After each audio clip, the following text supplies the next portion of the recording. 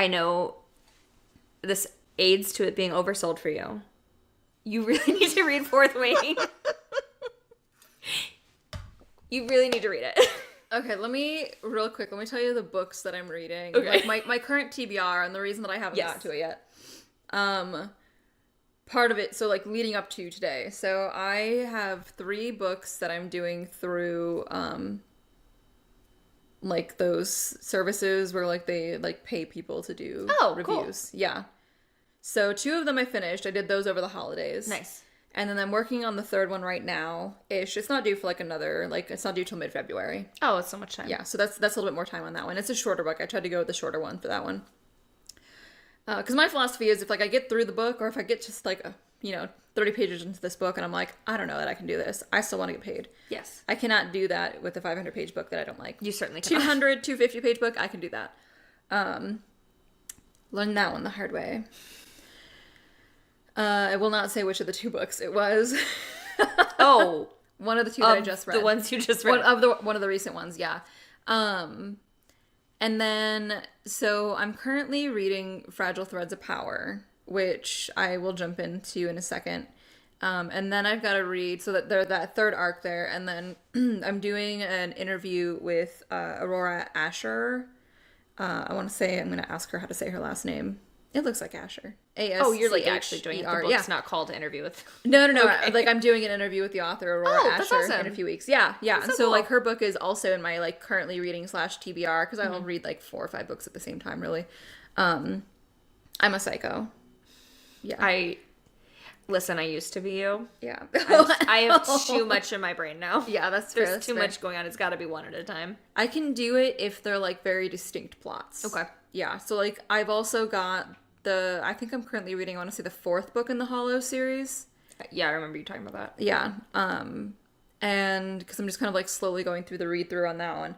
But that one's the one that I'm for sure always going to have like the physical book for. Mm-hmm. So that way I can read that one like before bed.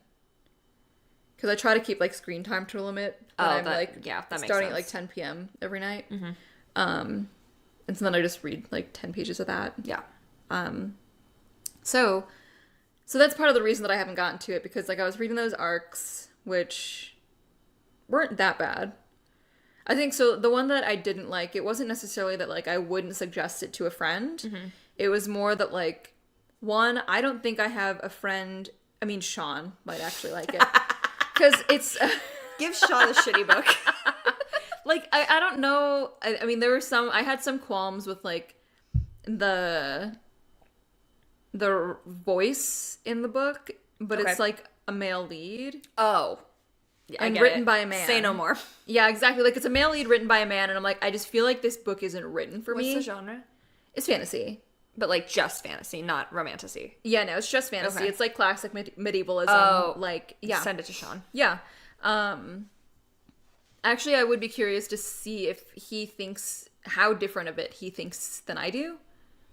Just because, like, I'm like, how much of it is just the fact that, like, I'm used to, like, very distinctly feminine points of view, mm-hmm. and also distinctly, like, feminine authored voices. Yeah. Because it would just be, like, you know, he got to a town, and, oh, wow, the lady who owns the hotel is suddenly hitting on him.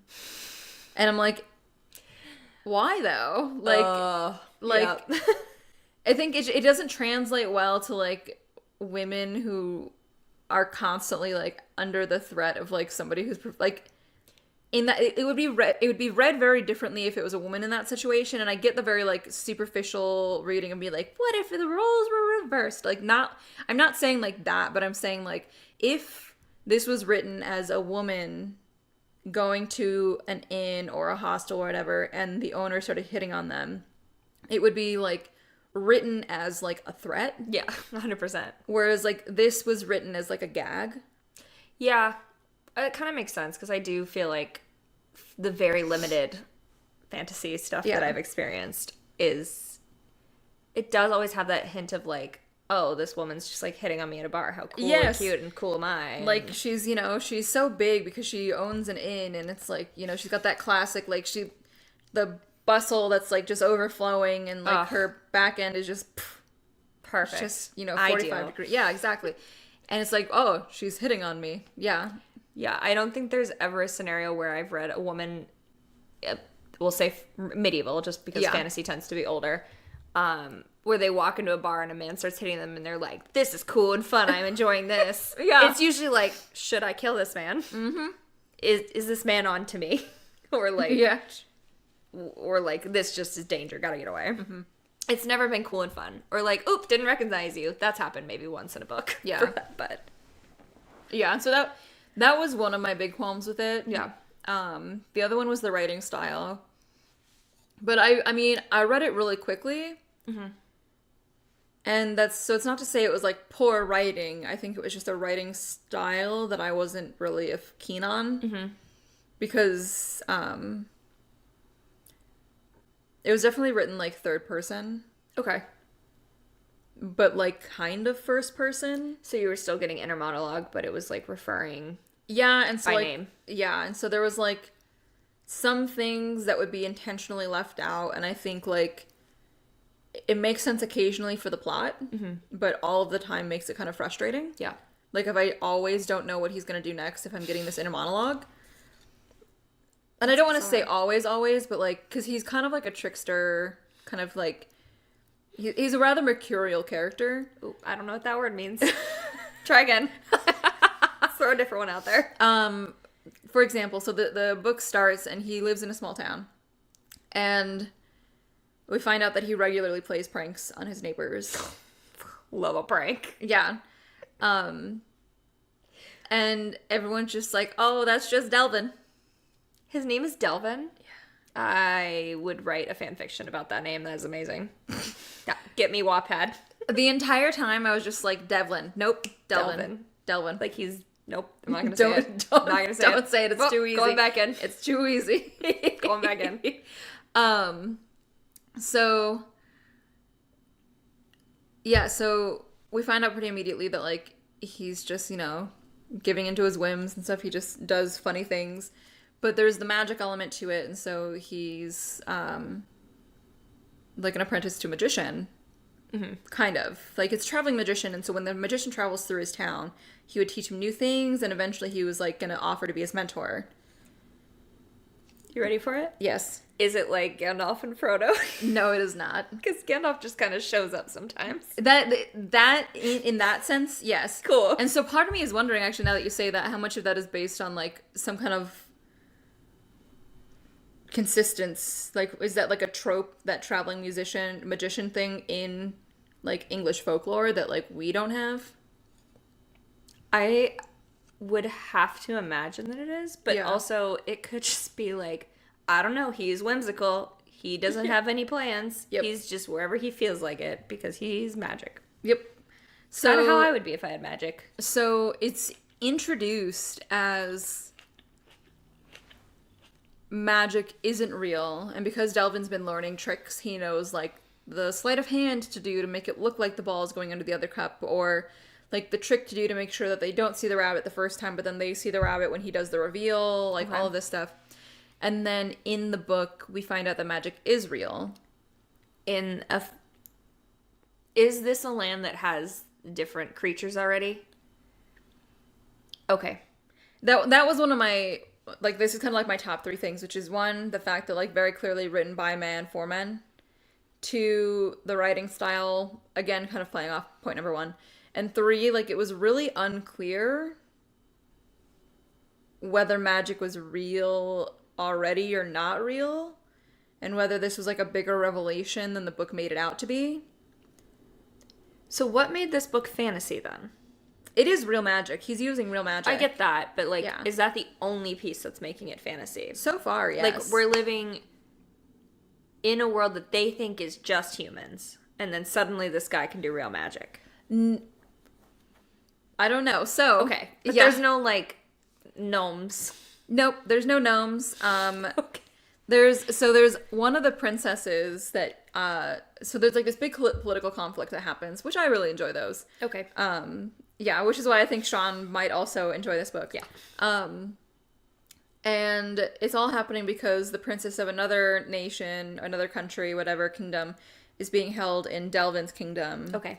and their duke or whatever it is claiming that it's because he's keeping her safe from her father. Oh, wonderful.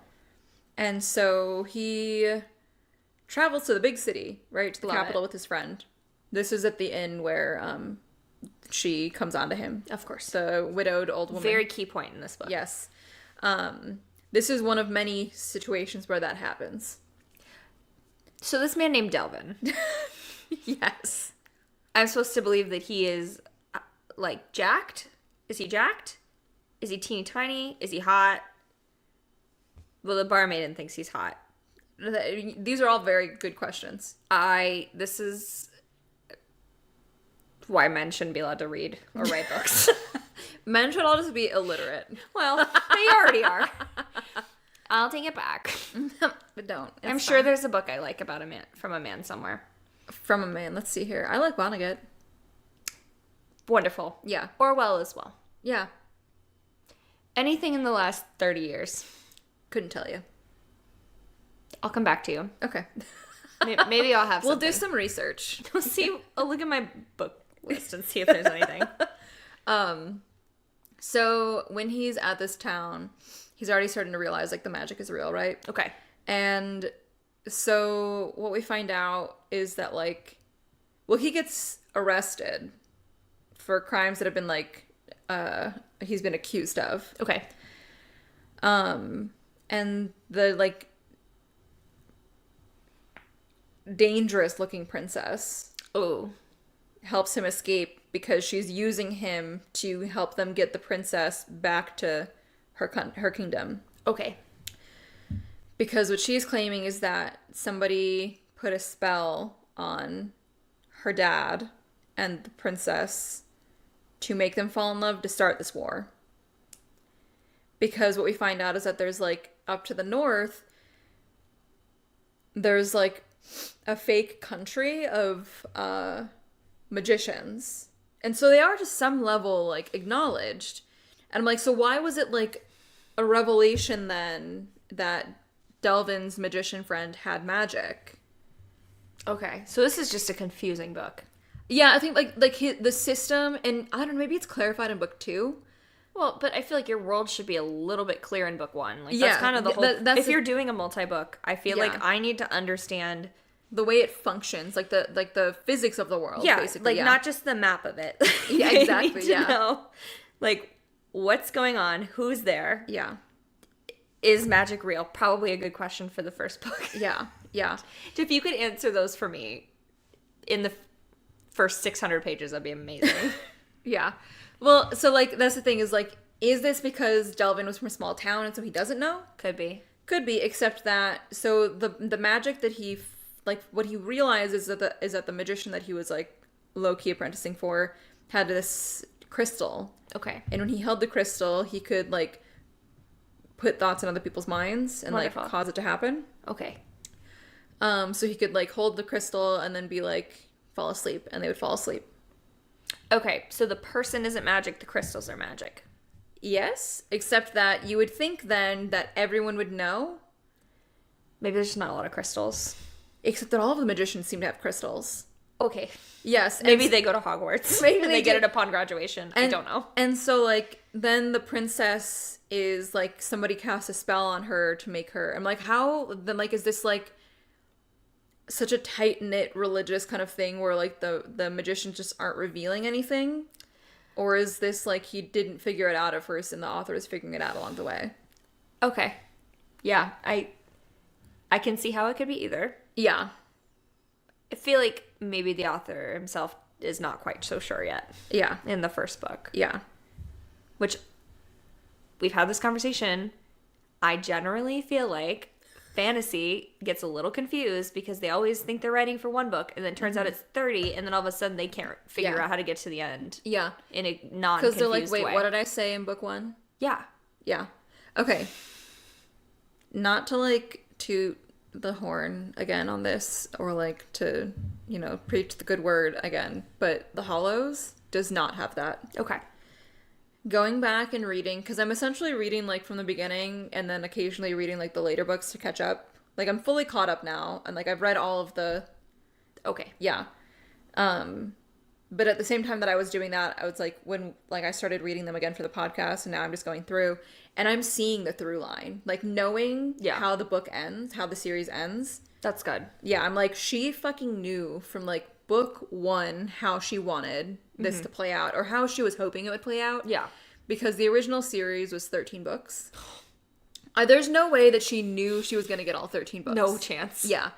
And then there's like I want to say like a 2, maybe 5 year gap where she stops. Because, I mean, her contract is done. Yeah, that would kill me if I was reading those books and they just stopped yes, for years. Yes. That's not for me. I don't enjoy that. Especially like once you're at 13, like fucking give them all to me. Like, I'm in this for the long haul. And so now she's at like 17. So she started. Oh, we're still going. Yeah, she started them back up again. Okay. Yeah, she started there's an epilogue at the very end, and she did like the classic thing where she's like, "Wow, what a weird dream." It's time to start back up at the where the plot actually ended, which was I was like, "No, it was such a sweet epilogue," but also I'm like, how very Twilight Breaking Dawn of her. Yes, part 2. Yes, it was such a sweet epilogue, but I'm also like, I'm happy to sacrifice the sweet epilogue if it means that we get more books. Okay, that's good. Yeah. But yeah, she fully, like, from book 1, I'm seeing, like, plants for the big reveals later in the series, and I'm like, holy crap. That sounds lovely. Yeah.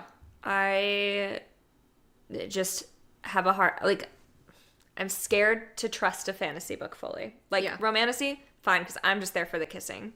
Mm-hmm. And then occasionally knife throwing. Yeah. But kissing with knife throwing. Fourth wing. That's all I have to say. I think, okay, here's my hesitation.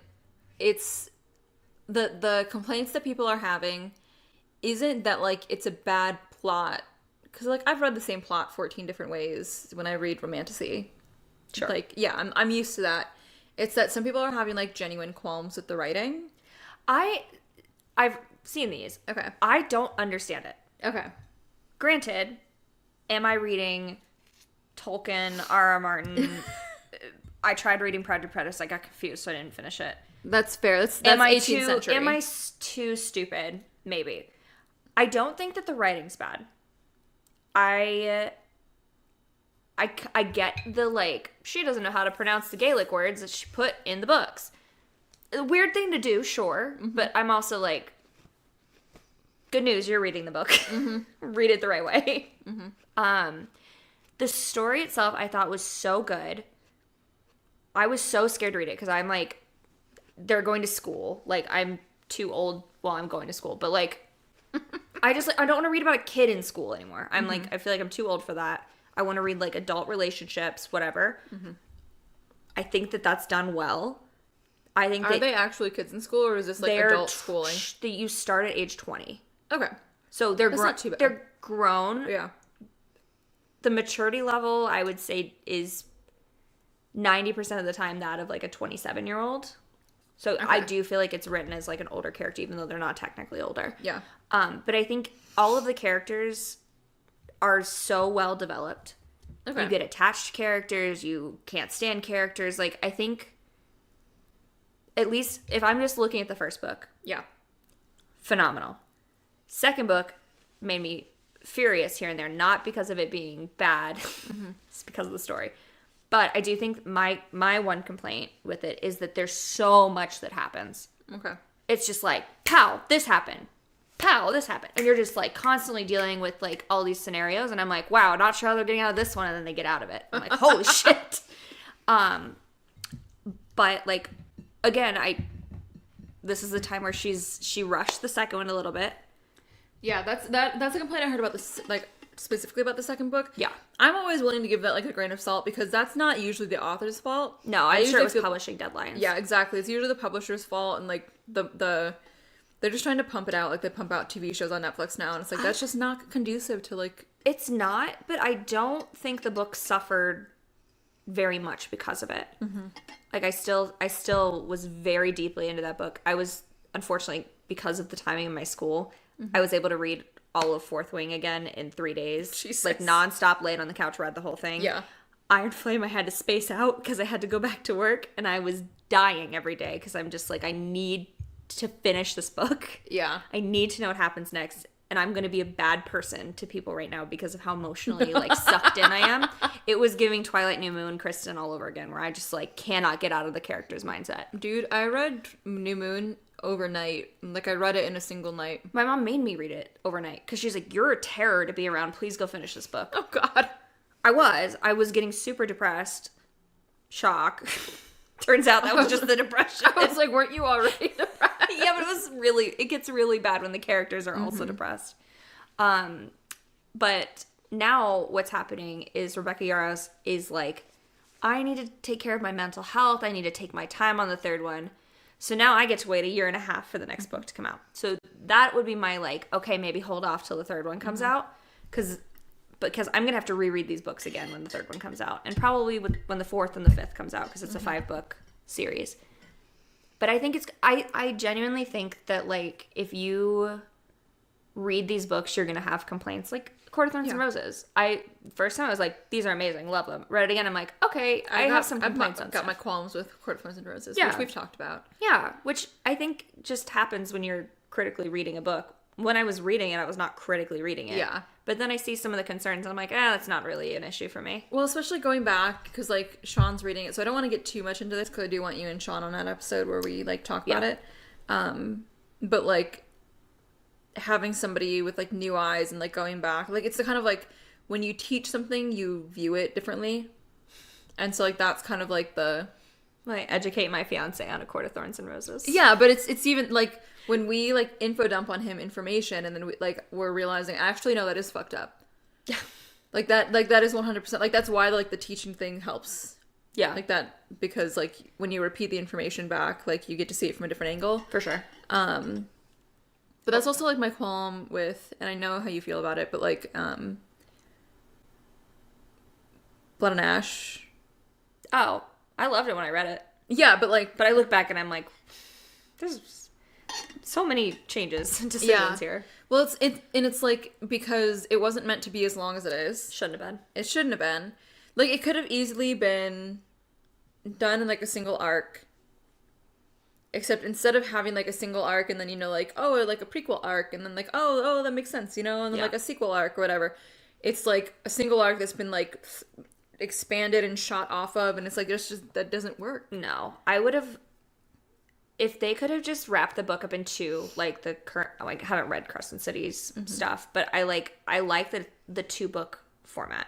Duologies? Because I think with Blood and Ash, you have the whole story arc of her escaping this, like, life that she's known. Yeah. And then you have a second book about her discovery of her new life and her new personality or whatever, persona. And I think that would have been wonderful. I don't know what happened in the third book. Well, that's the thing, is, like, it would have been a very just, like, clean arc if it was escaping the life she thought she knew, realizing who and what she possibly could be. Yeah. And then, like, having, like, the actual, like, realization of that in the plot. Yeah. But instead, what happened to that and third then throw book, a war in just for fantasy's sake. Yeah, exactly. Like Wings and Fury, or Wings and Ruin. Thank you. Yeah, ACOWAR. Like, that's basically what happens, is that, like, you know, she has the revelation about, like, what's real. She figures out who she really is, and then she, like, executes it. Yeah. And that's, like, a very classic, like, pared down, but, like, very easy trilogy setup to do. Correct. And so because it had to, or, like, it was expanded, that third book was just so much. And I was just like, what is actually happening here? Well, it made me lose trust in the character and the author. Yeah. I'm like, if she is going to get told one more time that she is something else, like, oh, no, you're not that, you're this. Like, I'm going to lose it because I don't know. I haven't even learned what these other things are and mean. And now she's something different. That's the thing, is, like, I think you and I read those very differently because, like, for me, I was like, until they give detail on, like, what it actually means to be that thing, I'm just assuming that they're just throwing stuff at a wall. Like, the characters just trying to figure out what she is because they don't know. Silly me. I was just trusting what I was reading. One thing about me, I am following your thoughts. You were telling me something, I'm gonna believe you. Which is why there's, like, books where you can't trust the author. Like, the author's an unreliable narrator. Yeah. I can't read those because I'm gonna believe the author. I think love Daisy those. Jones and the Six is like that. Yeah, I love those, but also as somebody who's gonna believe the author, or believe the narrator. Yeah. Why wouldn't I? Yeah. I think I love it because I'm just like, oh my god, like I fall for the plot twist every time in those. Those are actually fall for plot twists. I don't always fall for plot twists. Sometimes I just see them coming a mile away, and so like it's very frustrating. That's because you're looking. You should just close your eyes when you're reading. Oh, thanks. That would help me so much. Yeah, I'm sure that'd be an excellent way. Everybody, close your eyes when you read. That's what I do. You give me a poem or a quiz, and I go, I don't know. I'll know when she knows. It's not for me. It's not my business. It's not my problem. I'm not locked up getting riddles. I'm just here in my bed. Thank you for joining me for another episode of In Bed with Books, a bookish podcast for bookish babes. Make sure to like and subscribe so you can keep up with all of the latest updates. And if you have any suggestions for authors, books, or topics that you want to hear about on the podcast, then feel free to DM me on Instagram or shoot me an email. I'm wishing you a lovely rest of your day, and until next time, happy reading.